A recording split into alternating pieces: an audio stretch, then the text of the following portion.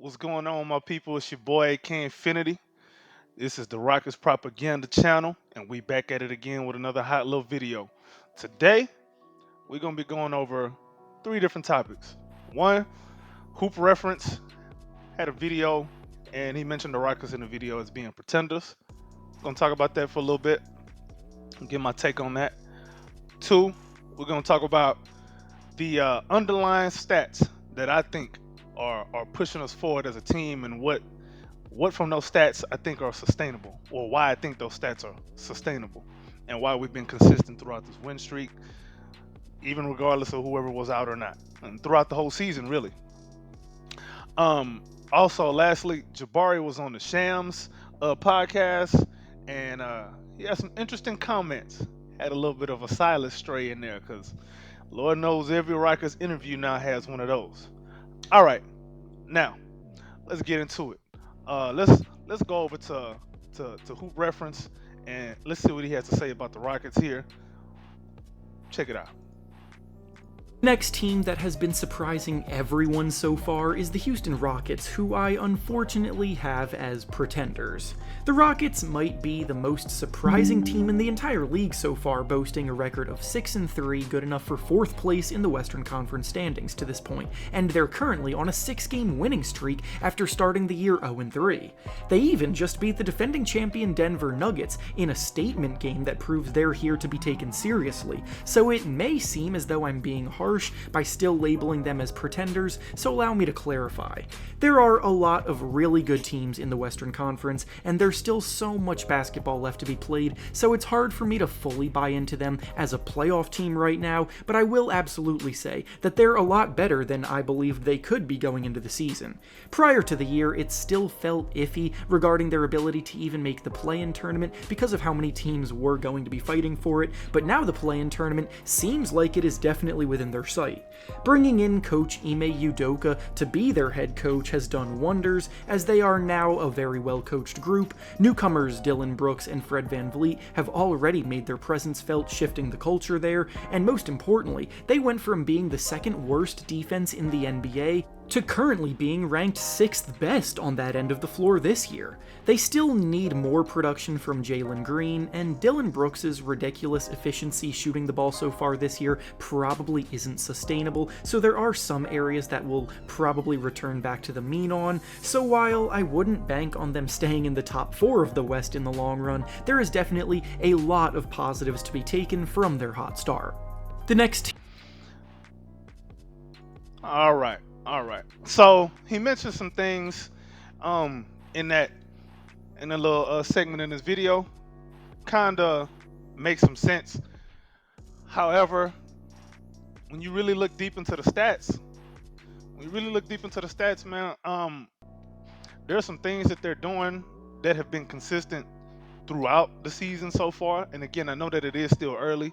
I understand that the Dillon Brooks shooting probably is not sustainable long term, but I would say that it can at least be improved.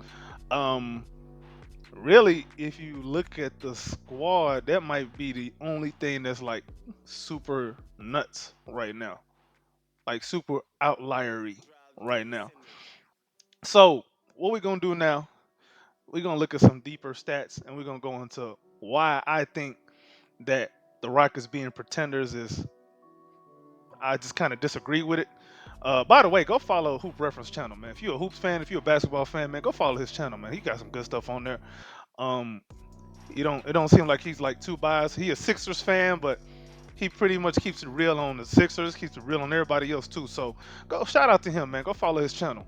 Um, but yeah, on to these stats that I kind of want to look at for the Rockets, and it's gonna be let's get to it. Let's get to it. All right. So we on NBA.com right now. So when I'm looking at stats, personally, I don't really like to look at per game because each game takes on a bit of an identity of its own. What I like to do is I like to go by the 100 possessions or per 100 possessions. It's more reasonable, and you can kind of tell who or what a team is or even a player is in better and greater context. All right. So as you can see, I have this filtered by the last 6 games, specifically because that's our winning streak right now. We won 6 in a row, and there are some things that I kind of want to look at that I believe have been that have been consistent throughout the season, and what I think makes us real life playoff contenders. I'm not saying championship contenders. That's pushing it a little bit. But let's get into it. So in the last 6 games, for 100 possessions, one of the key stats I like to look at is fast break points. Opponents fast break points. In the last 6 games, the Rockets are number one. Interesting. All right. And opponents points off turnovers. Let's look at that and see where we rank in the last 6 games. Number one. All right. Cool. Defensive rating in the last 6 games.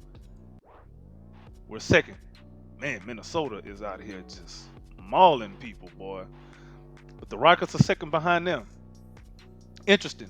This is in the last 6 games per 100 possessions. All right. So, will you say, hey, AK, why are we only looking at the last 6 games? The season has been 9 games. All right. Sure, the season has been 9 games. But that Orlando game was so much of a travesty. Let's take that one game out and let's see if that skews the numbers a little bit. So we're going to look at the last 8 games. All right, cool. Now, let's look at the opponent's fast break points. Rockets, number one. Okay, cool. Opponent's points off turnovers. Rockets, number two. Oh, okay. Defensive rating over the last 8 games. Rockets, number four. Huh. Okay. Will you say, well, AK, yeah, sure it's gonna look like that. There's been you've had some blowouts, in the last 8 games that you win, blowout wins. But in that Orlando game, you guys got blown out. True. Now, let's include the Orlando game. So we're gonna look at the last 9 games. All right. In the last 9 games, per 100 possessions, the Rockets are giving up how many fast break points per 100 possessions? Oh, we number one, including the Orlando game. Okay. Well, what about points off turnovers? Opponents points off turnovers. Oh, Rockets number two. Huh. All right. What about defensive rating? Surely that has to be quite different. Rockets number six in the last 9 games. Per 100 possessions, the Rockets have the sixth best defensive rating in the last 9 games. Interesting. So, for everybody saying, well, it's still early, you've had some blowout wins, it's not consistent, it's not sustainable. But wait, we actually been doing this even when we lose. So we've been consistent with our defense, taking care of the ball, and especially not giving up fast break points. Huh, that's very interesting. There's another stat we're gonna look at. I like to look at since the current NBA people are taking a whole bunch of threes. I don't really like to look at threes made per game because a lot of times teams are taking relatively close amount of threes. So we're gonna look at percentage. So now let's look at opponents' 3-point percentage in the last. Well, we're gonna look at 100 possessions. We're gonna filter by 100 possessions, and we're gonna look at during the win streak, last 6 games. All right. So now let's look at this. Opponents' 3-point percentage. Where do the Rockets rank? Fourth during the win streak. All right, cool. Well, let's look at the two losses besides the Orlando game, which was such a travesty, and we can all agree on that. Let's look at the last 8 games. Where do the Rockets rank? Opponent's 3-point percentage. The Rockets, number 7. And in that time span, by the way, the only team that has shot above 40% against the Rockets from three was the Warriors. But we still number 7th if you include the last 8 games. Now let's include the Magic game. Last 9 games. Opponent's 3-point percentage, number 2. So during the whole season, we are holding opponents to 32% 3-point shooting. This looks like a theme to me. Look who else is up there. Minnesota again. Minnesota's defense is probably top in the league right now. Well, I'm not even gonna say probably. It is. It's not even up for discussion. When you play them, you don't score much. You just get lucky. But anyway, so the Rockets look like they playing some playoff defense at the very minimum. That's what it looked like to me. Now, again, for everybody that's saying, "Oh, you just hot. It's a hot streak. Blah blah blah." You guys can't keep it up. Well, we've been keeping it up the whole season. This is why we're winning. It's not anything else. It's not Dylan Brooks outlier shooting. It's not anything else. Like nobody during this win streak has even scored 30 points. Keep that in mind. So if anybody, you Rockets fans out there that's listening, and maybe somebody who's not a Rockets fan and you just trying to, consume some Rockets content for today. This is our argument right here. It's not the offense that's been winning us games. It's been the defense. When our offense is on, then it's a blowout win. But as long as the defense is good, we will at least be competitive with anybody in the whole NBA. And even if you watch the games, it's not like people are just happen to be missing easy 3-point shots against the Rockets. It's not that they happen to not be able to run against the Rockets. It's not like we've just been playing slow teams that don't get out in the break against the Rockets.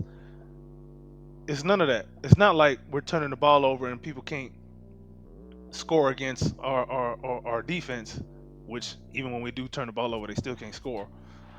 Let me tell you what it is. If you watch the games, if you actually watch the game, let me get back on camera. If you actually watch the games, you can tell there's attention to detail on just about every possession. Of course, this is the NBA, so sometimes players are going to get beat. Even a guy like Dylan Brooks, sometimes he's going to get beat on defense. It happens. These are NBA players. You don't make the league unless you can get a bucket at some point in your career, from high school until now. At some point in your career, you were a bucket. Is this when you get to the NBA? This is the best of the best. So your frequency of getting buckets easily, it ain't gonna be as easy unless you really top of the line MVP caliber type talent. Now, last segment, man. It's very interesting how us Rockets fans, we've been complaining about coaching, structure, culture, all of that goes into rearing a young team, habits, nutrition, attention to detail, film, getting into practice, how to practice, you know, how to manage your speed, how to manage your energy, all of that stuff that these veterans that the Rockets have brought in and the coaching staff, what they've instilled in these young guys, it's amazing what those attributes do from one season to another with the same team. Now, some moves were made, but the same core guys, or I would say it's four, five guys in particular that have been with Silas that are still on the Rockets. Maybe it's somebody. Well, Boban was there too, so 6. So it was Boban, Jay Tate, Jalen, Shingun, Jabari, and Tari. Those are 6 guys that was with Silas at least 1 year. Save for Boban because he doesn't get a whole lot of time. But look how much more efficient all of those guys are this year against the rest of the league. I know, again, just 9 games is early. Things can happen, blah, blah, blah. I get it. But let's take a look at what Jabari Smith had to say about, Ime Udoka and the coaching, the difference between this year and last year. He was on the Shams podcast earlier. I think it's called Run It Back. Um, let's go on and get to it. As a group? I would say just culture. Like everybody knows how he is as a person and how serious he is and just his approach to the game, his competitiveness. So I feel like he's just bringing that to us. With the guys he brought in, like Dylan Brooks and Fred VanVleet, just their demeanor and their how they go about the game. You know what I'm saying? It's just rubbing off on everybody else. It's just working. What's the biggest difference been from last season under Steven Silas and this year with Ime Udoka? Biggest difference, I would say, just there's not as much looseness. I would say it's a lot more strict, a lot more. I'm trying to look for the right word. Structure, I would say. Structure, accountability. A lot more of that. You know what I'm saying? And that comes with veterans and taking the pressure off of the coach a little bit. You know what I'm saying? So, with all of that coming in and just helping, just make it easier for everybody.